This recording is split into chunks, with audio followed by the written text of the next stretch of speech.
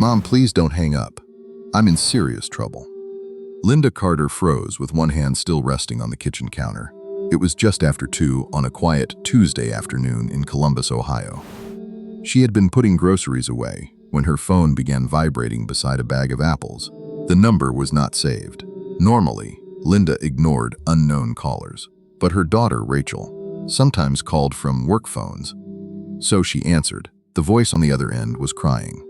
"Mom, I need you." Linda immediately recognized it, the soft tone. The slightly breathless way Rachel spoke when she was frightened. Even the way she said the word, "Mom." "Rachel? What happened?" There was a pause, followed by a shaky breath. "I was driving home. There was an accident. The police found something in the other car, and they think I was involved. I'm at the station." Linda's stomach tightened. "What station? Are you hurt?" "I don't know where I am. They took my phone." "Mom, please don't call Dad. Don't call anyone. They said it could make everything worse." Linda reached for the back of a chair to steady herself. Rachel lived nearly 3 hours away. Linda had no way of reaching her quickly. All she had was the terrified voice coming through the phone. Then another person took the call.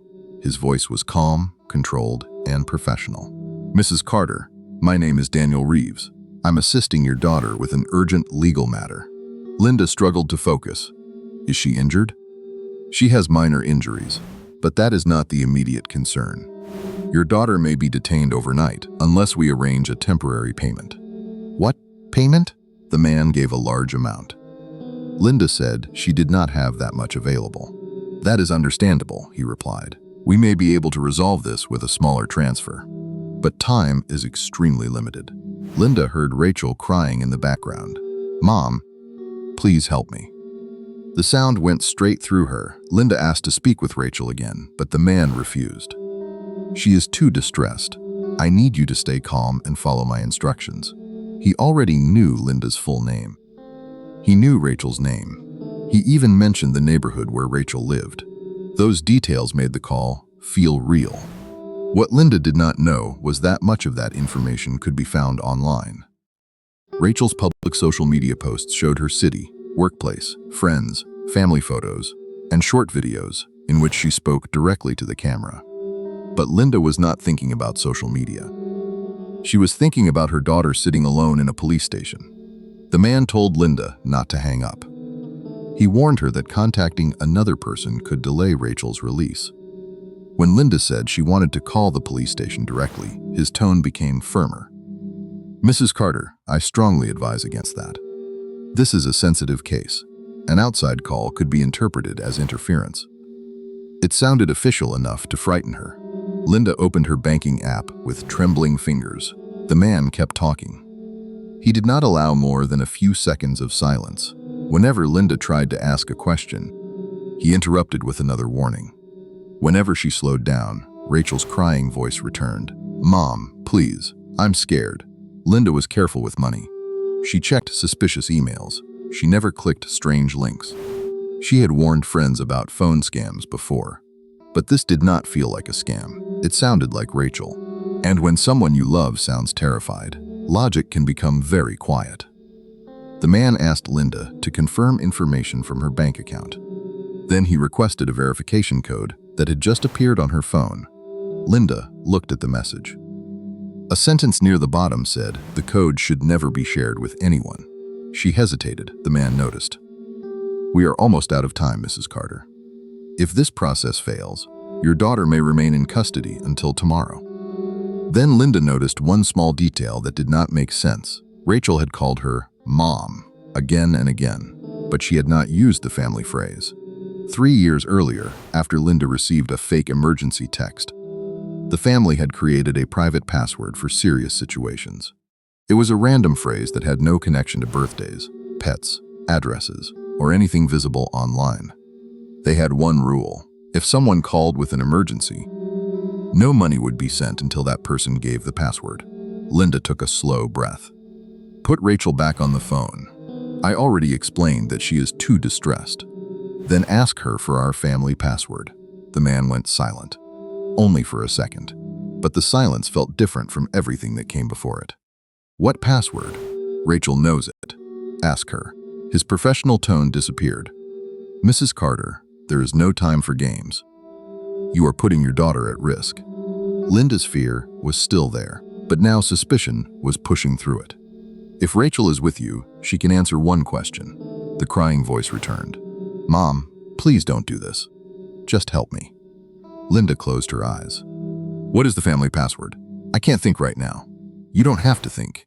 You know it." The voice became louder. "Mom, why are you making this harder?" Linda's hands were shaking. But she ended the call. The phone rang again immediately. She ignored it. It rang a second time, then a third. Linda opened her contacts and called Rachel using the number she had saved for years. Rachel answered after 4 rings. "Hey Mom, is everything okay?" Linda could barely speak. "Where are you?" "At work." "Why, you weren't in an accident?" "No, I've been in a meeting all afternoon." Linda sat down at the kitchen table and began to cry. The voice had sounded exactly like her daughter. But Rachel had been safe the entire time. The caller had used artificial intelligence to imitate her voice. AI voice cloning technology can create a convincing copy from short recordings. Those recordings may come from public videos, social media posts, interviews, voicemail greetings, or other online clips. The copied voice does not have to be perfect. It only has to sound believable while the listener is frightened, distracted, and under pressure. Scammers do not need to hack your phone if they can hack your attention. The people who called Linda used urgency to stop her from thinking. They used fear to make the situation feel too dangerous. They used love because they knew she would do almost anything to protect her daughter. They used confusion, fake authority, secrecy, and constant pressure to keep her from verifying the story. Scammers are not only looking for careless people. They are looking for busy, distracted, emotional, and trusting people. That is why intelligence alone does not protect someone during an emergency call. A simple family rule can create a private family password and share it only with trusted relatives. Do not use a birthday, address, pet's name, schools, or anything another person could discover online. During an emergency call, ask for the password. When possible, hang up and call the family member directly using the number already saved in your phone. Contact another trusted relative who may know where that person is. Never send money while someone is rushing or threatening you. Never share a verification code. Do not trust the number displayed on caller ID. Phone numbers and caller names can be faked. When someone claims to represent a bank, hospital, police department, or company, end the call and contact that organization through its official phone number. And never post your family password online. Linda's private family rule gave her one moment to stop, question the story, and verify the truth. That moment protected her savings and her peace of mind. A familiar voice can be copied. A phone number can be faked. But a private family rule can stop panic before panic becomes a payment.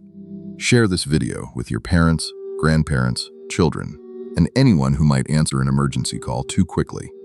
And subscribe to SafeClick Lab for simple ways to recognize scams before they reach you or someone you love.